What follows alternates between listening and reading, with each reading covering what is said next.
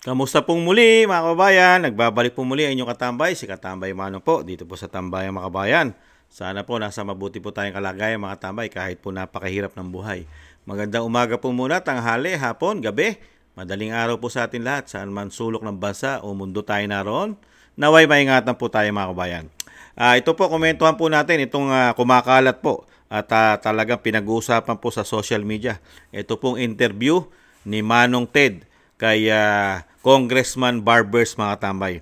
Dahil po talagang ang tinatrabaho po nila, nakita po natin na pati po ang mga vloggers ngayon ay nagagamit na po pang twist sa issue ng korupsyon nila, di umano mga tambay. Kailangan po nilang pagtakpan ang kanilang korupsyon, di umano. Kaya po, kailangan nilang gamitin ang mga vloggers, lalo na itong mga vloggers ay nakakita ng katotohanan ng mga pinaggagawa nila, mga kababayan, na talagang yung ginawa nila ng 3 taon sa ating bansa, sa ating kapirahan, at yung ginawa nilang performance na walang nakita ang taong bayan maliban sa puro pamumulitika, pagpapabagsak sa mga Duterte. At syempre po, ang mga vlogger na nakakita nito ay kailangan po nilang patahimikin yata. Kaya ito po, kailangan daw po na magkaroon na ng prangkisa ang mga vlogger mga tambay. At syempre po, kailangan din nilang pagkakitaan mga kababayan. Kailangan daw po pagkakitaan ng gobyerno. Tama naman yon. Pero pakinggan po natin ang interview. Yan na po ngayon, kausapin natin 2nd District Representative ng Surigao del Norte, Congressman Ace Barbers. Kong Ace, magandang umaga po, sir.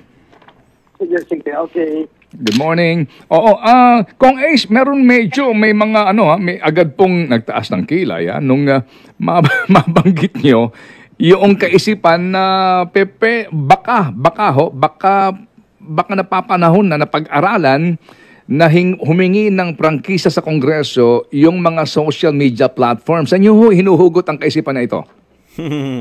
Well, kasi Ted, itong social media ngayon, magandang umaga nga pala sa inyo at sa ating mga kababayan. Alam nyo kasi, itong panukalang ito, isang opinion nito mula sa akin at sa ilang kasamahan ko sa committee, nakita natin na itong social media ay isang bagong sektor ng public information dissemination efforts, At dapat malinis, walang fake news at hindi gawa-gawa lamang yung mga ibino-broadcast dito. So naniniwala kami na kapag dumating ang panahon na pag-aralan natin na baka sakaling kailangan nating hingian ng prangkisa itong paggamit ng mga itong mga social media platforms pumapasok sa atin, Of course, merong hindi sasang-ayon diyan, Ted, Sasabihin nila kasi this is internet-based and global ito. Pero kung sa punto naman na kung sila ay kumikita rito at dahil sa dami ng mga Pilipino na gumagamit ng social media platforms na to, hindi ba dapat magkaroon ng regulasyon? Hindi ba dapat buwisan din yan mga yan? And the only way to do that is to pass a law. Yun ang aming paniwala, Ted. Opo. Ano po ang inyong mga pinag-iisipan ditong platform na, yun nga, na maaaring pag-aralan, hindi pa naman ito pinal, pag-aralan na humingi ng congressional franchise? Anong mga platform to, sir? Alam natin kasi na yung YouTube, halimbawa, ito ay nakakapag-monetize sila, nung kanilang yung mga certain number of subscribers, kapag umabot ito sa kanilang threshold, nakakapag-monetize o nako-convert to cash yung kanilang mga pinopost or yung mga content online. So YouTube, yung Facebook, meron ding monetization dyan.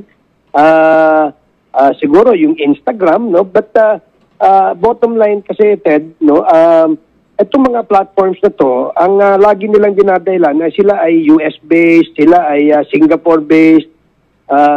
Pero ang nag-a-advertise naman sa kanila ay mga Pilipino.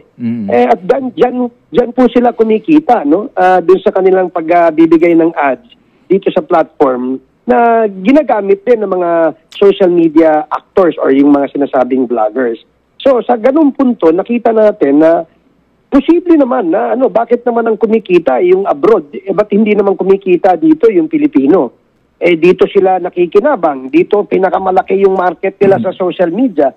Siguro tama lamang na pag-aralan natin na paano bang makikinabang ang Pilipino dito sa mga social media platforms na ito. Opo. Yan po'y usapin po ng taxation and payment nga ng corresponding fees para po sa kanilang kinikita habang they are operating sa Philippine setting. Pero kapag pinag-usapan na natin kung yung franchise, di ba sa franchise ng TV stations, may mga kulatilya yan, di ba? Yung mga meron ka dapat kasundin ng mga patakaran, etc. So, magkakaroon rin po ng ganun kung sakasakali.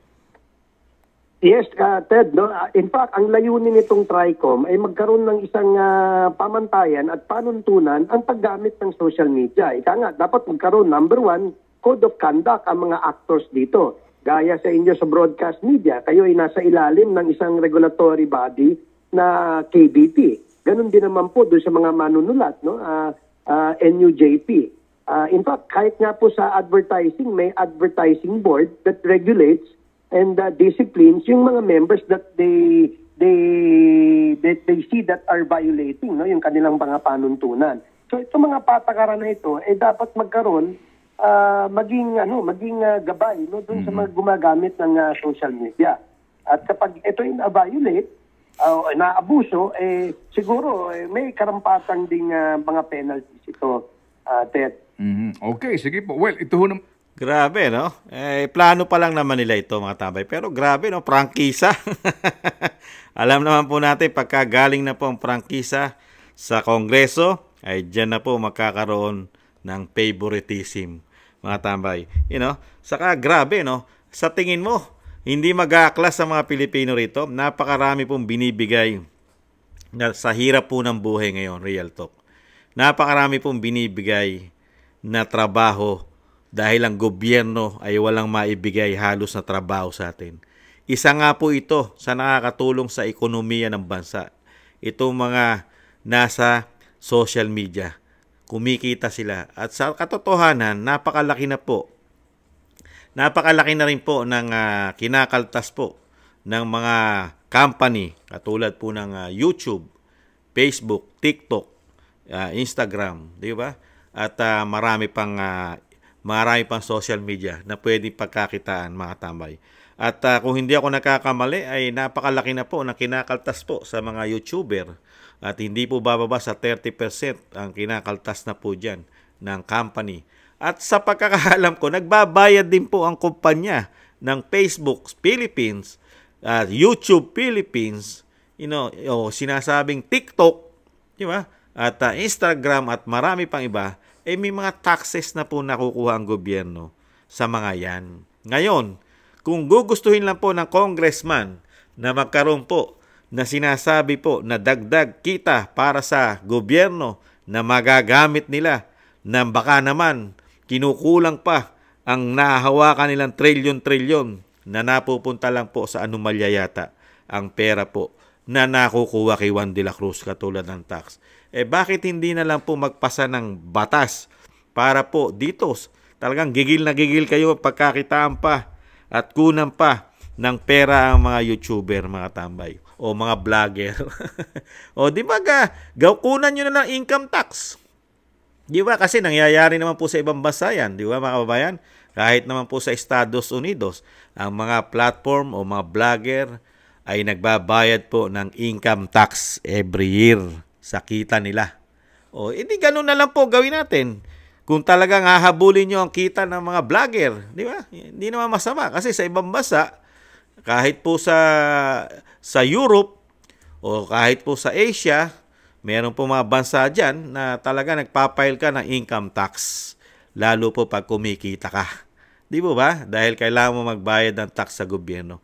Kaya nga lang, nakakalungkot sa ating bansa, nagbabayad ka ng tax, pero saan naman napupunta ang tax mo? Katulad po nito, pakinggan po natin kung saan napupunta ang tax natin. Nagigil po na kumuha na o talagang pinagpaplanuhan na kumuha ng prangkisa ang mga vlogger, mga tambay. At syempre po, kuhanan ng mga buwis. Dito naman napunta ang buwis natin, mga tambay. Ganito nila ginagawa. Sinabi ko na yan, 2 tao lang nagkukontrol dyan. Ulitin ko lang mabilis. Si Zaldico, Martin Romualdez. Kita natin yan. Tingnan nyo ang NEP, tingnan nyo ang GAA, tingnan nyo ang tingnan nyo ang NEP, tingnan nyo ang GAB, General Appropriations Bill, tingnan nyo ang GAA. Makikita ninyo ang galawan dyan. Hindi na siya kailangan ng expert. Yeah, mga Yung tambay. nagbabago. Ito po, ang pera natin, hindi na kailangan ng expert. Mga congressman ang gumagawa. Baka kasama dyan si Congressman Barbers. Hindi kaya imbestigahan ng TRICOM yan at Quadcom? Mga tambay, wala ba imbestiga? Kailangan po ang laging imbestigahan yung bumabatikos daw ng mga vlogger na hindi naman nakakita ng magandang performance sa kanila, mga tambay. Ang nakapagtataka lang, mga kabayan, kung ikaw ay magaling na politiko, ang taong bayan, mga vlogger, pupurihin ka. Di po ba? Katulad po na nangyayari sa mga Duterte. Pinupuri po ang mga Duterte dahil sa kanilang performance, ginawa. Ang mga ginawa po nila sa bansa, ang Vice President, yung ginawa niya, lalo sa kanyang syudad, sa kanilang syudad, sa Davao City, ganun din ang dating Pangulong Duterte. Di ba? Talagang, kaya nga po, mga kababayan, ang nakakalungkot lang po, ay bakit po nagkakaganito ang mga congressman? Dahil may pinagtatakpan, kailangan po nilang ilihis ang issue, mga kabayan. Hindi kaya, nagtatanong lang po si Kamanong. Dahil nga po, tinututukan mo yung mga vlogger. At alam naman po natin, pagka ang vlogger na pinag-usapan, lalo kung prangkisa na po ang usapan, napakahirap na po yan. Lalo po, pagka sa kongreso mo nakukunin, ang prangkisa, sa tingin po ninyo, mga kababayan, ang mga congressman ay hindi mamimili ng mga YouTuber na bibigyan nila ng prangkisa. Politika po yan. May halong pamumulitika, mga tambay. Siyempre, ang uunahin po nila, mga kabayan, yung papabor po sa kanilang mga vlogger. Kaya po yan, kinikitil po yata ni Congressman Barbers ang malayang pamamahayag po ng taong bayan, mga tambay.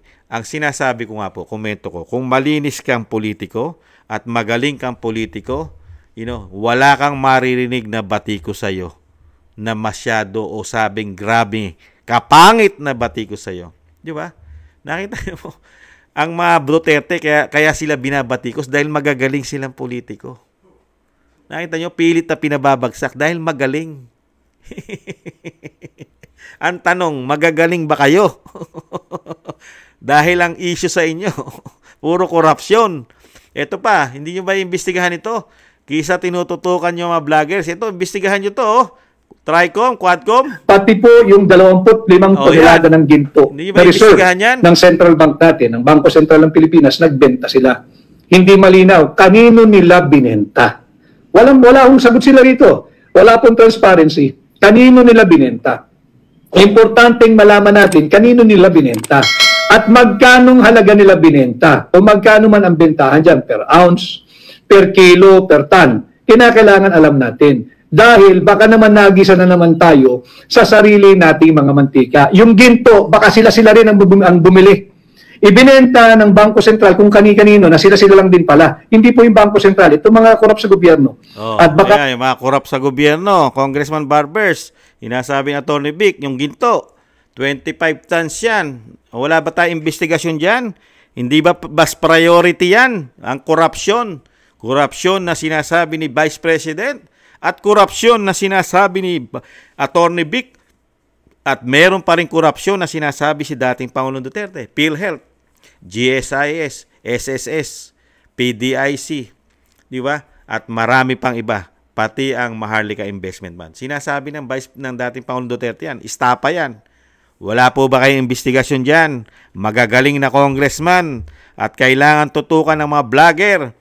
Palibasa, hindi na kayo mananalo yata dahil sa mga vlogger na nagsasabi ng katotohanan sa mga ginagawa po ninyo yata. Lalo po sa kaperahan namin na 3 taon issue, puro korupsyon ayon kay Atty. Vic.